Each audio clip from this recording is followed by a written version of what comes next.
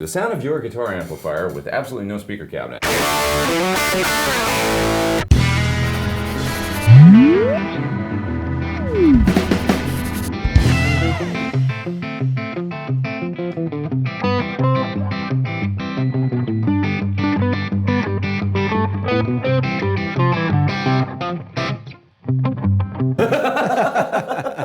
Alrighty, hey guys, Kris here, Thomann YouTube channel. We have Pete. Oh my God, Thorn. What's happening? On the channel. Just so you know my signal flow, I'm running out of my guitar through a few pedals here on the pedal board, and then I'm coming out into the amplifier, speaker out into the reactive load, and then this is loading the signal down to a nice line level, making it real controllable. I'm coming out of this, and I'm running into a Suhr ACE box, which we'll get to in a minute here. This is an analog cabinet box that I've got bypassed right now. Okay. So we're just running through it, and it's just passing signal. Coming out of the ACE into my recording interface, it's a UA Apollo Twin, and then I'm running into Logic. And in Logic's a digital audio workstation, the one I always use. And I'm running through a channel in Logic, and I've got a plugin, which is called Mix IR2. This plugin hosts impulse responses. Okay. So you can load one of these IR Whatever files. You have, you buy one or you do yourself. Yeah. Maybe if you have like the option to make one for yourself. You can make it for yourself. I think these days there's so many good ones available commercially. I mean, you can find free ones online everywhere. The ones that I've been using a lot are Celestion. Actually. Okay. They've made some terrific ones. They've gone into a recording studio in England with a great engineer and done a whole bunch of this kind of usual suspect speakers through the usual suspect cabinets, 212s, 412s, 112s, everything. Mic'd them up with great microphones, and they've created this great library of impulse response files that basically can give you every cabinet sound under the sun. Just to make it clear, the reactive load doesn't have any speaker simulation built in. So if you do not use any IRs or anything else, you just get a line signal which will sound fizzy, like a fuzz pedal into the mixer or something, which is really weird. But that's actually the sound of the amp. That is what comes out. Should we show what that sounds like? Yeah. We can easily do that. And this way you are free to use whatever speaker simulation you want to use afterwards. Yeah. Which is nice. So this is the sound of the sound of your guitar amplifier with absolutely no speaker cabinet. I actually knew a guy that liked that tone. Yeah. He must have played very loud music for a very long time. Maybe. More often than not, you'll probably get fired if you try and play with that tone. So now you need to add the speaker simulation. So. Okay, so I actually don't have any idea what this sounds like because I'm not hearing the microphone and where it's positioned on the cab and stuff, but that's kind of like realistic because many times in a club you wouldn't either, right? Yeah. So now we've plugged in the speaker cabinet, we've disconnected the reactive load, and this is the sound of 57 on a Greenback? Yeah, 2 Greenbacks.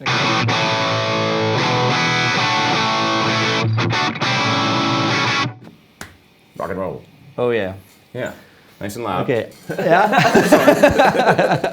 100 watts. So right now, and what you've already been hearing is me playing through this, but it's a Greenback 412 cabinet, close mic'd, and this is a Celestion impulse response.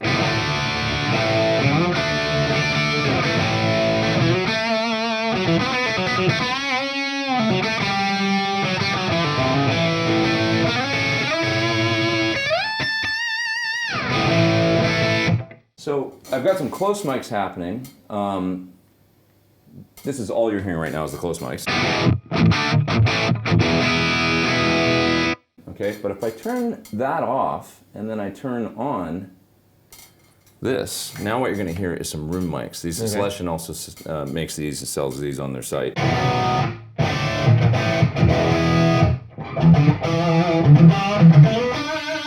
So that's the sound of microphones way back from the cabinet. Crazy. Just close your eyes and you're like in the room. You're in a room. Which is like a lot of great guitar tones were recorded with room mics as well as, when I think about like, I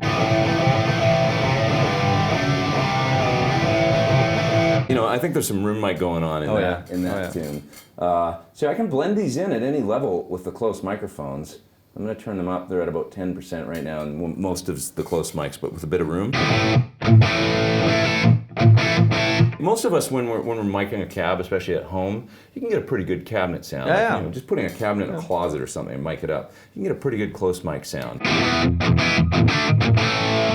get a little home studio or something with nice mic pre's, a good couple microphones, you can get pretty damn close to that sound. Yeah. What's really tough to do is get that little bit of air.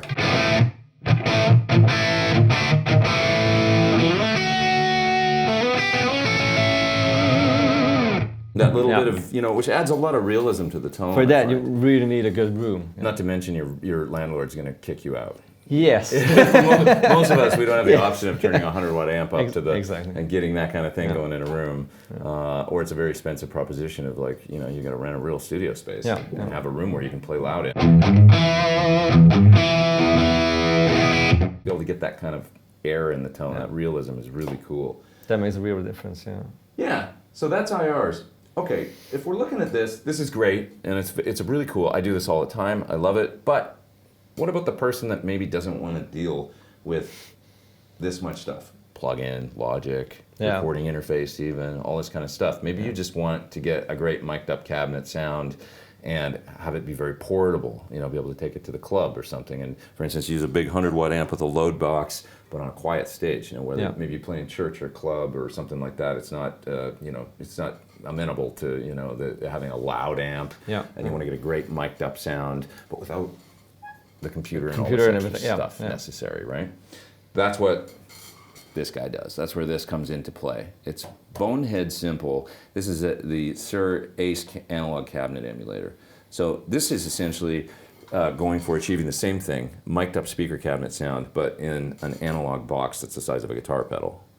So it's all analog, there's no digital anything going on here. Okay, that must have been hard to get right. They were going for a similar thing with the ACE, which is a mic'd up 412 Greenback style sound, because it's such a standard, industry standard. You can use it for so many things. Yeah, and I really think he did a great job. You know, you really have to, it's a tough thing to do in the analog world because you're dealing with just filters and when the high end rolls off and when the low end and subtle boosts and things like that.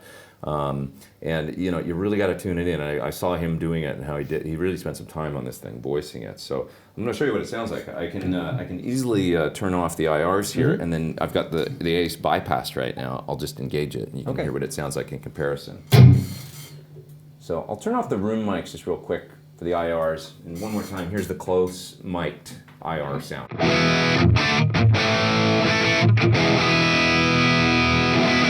Okay, I'm going to bypass the plug-in, and now I'm going to engage the ACE, and you'll hear what it sounds like.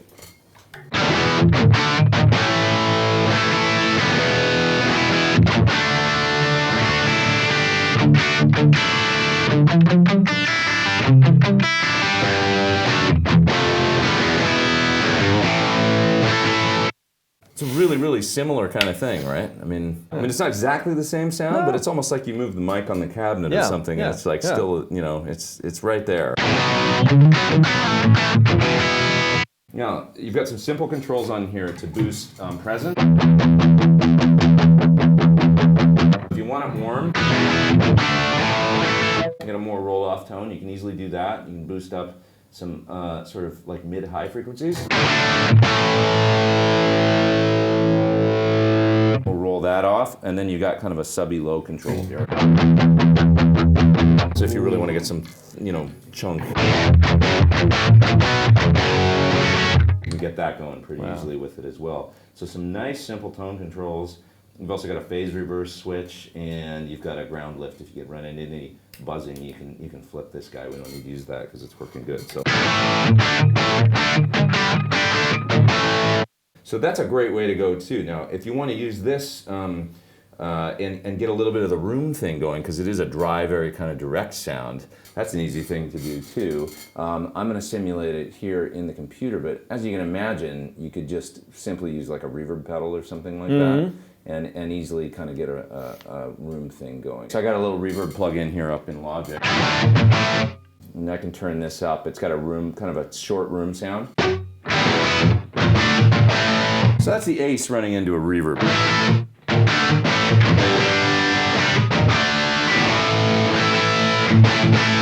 So that's what that sounds like. If I want to maybe go back to my impulse response sound now, and then I can turn on the room mics and get a similar thing going with IRs. Let's compare what that sounds like. This might be kind of fun. Turn the rooms up kind of loud.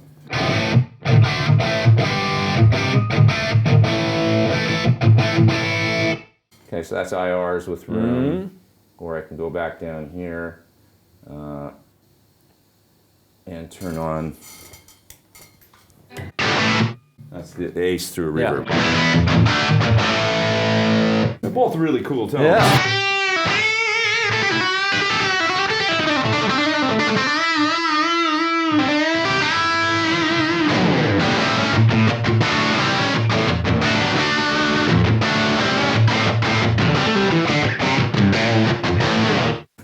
So they're both Yeah, really yeah, usable sounds. yeah. Obviously, I got the reverb super loud, but I'm Yeah, really yeah. trying to show that you can Sure. can get that. Using a box like this live is just kind of a no-brainer because you know when you think about microphones on a cabinet, microphones just you're not really spending a lot of time usually in a club putting the position right on the speaker or saying, you know how it is. The sound guy's like, okay, let's do sound check. Okay, give me the toms. Go around the toms. They do that for about 45 minutes. You know, he's trying to get his gates right just so those drum fills sound perfect. You know, okay, now we get a full kick. Okay, hit the cymbals. Give me some of that. Okay, a full beat. And it's like your guitar player's waiting around.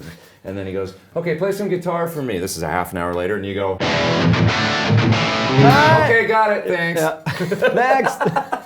And that's about how much you get. And then you get, So- you know, you see the 57 point like this way somewhere right off, like, oh my god. Yeah, it falls off. Yeah. And it's dangling like that, and you play the whole show, and you were like, man, I had a good gig, and then out front, your friend's like, we couldn't really hear you, and you look, and the mic's like dangling. Oh. God, it's depressing, isn't it? This is going to solve all that. It really is a great solution, I think. Yeah, so... Did we forget about anything? I don't think so. I mean, I think that at least when it comes to this cabinet simulation reactive load, you know, you've got a pretty good idea. I mean, the greatest thing is, to me, it's like you don't have to get rid of your amp if you got to have a quiet stage. We're running through this is actually a really good simulation of a rig that you could use at a little club or something, and have a 100-watt amp that's just cranking into the load right now. We've tested it, yeah. Yeah, exactly. We've heard it, yeah. The real speaker. You know, the load box bringing it down to a nice line level and then running out into that, and we're hearing it through this little PA system, and it's like, it's a little bit louder than my talking voice, and that's about it, you know? Comfortable volume, yeah. Let's go drink a coffee. But before that, we maybe jam out. You want to jam? Oh yeah. Okay, you start.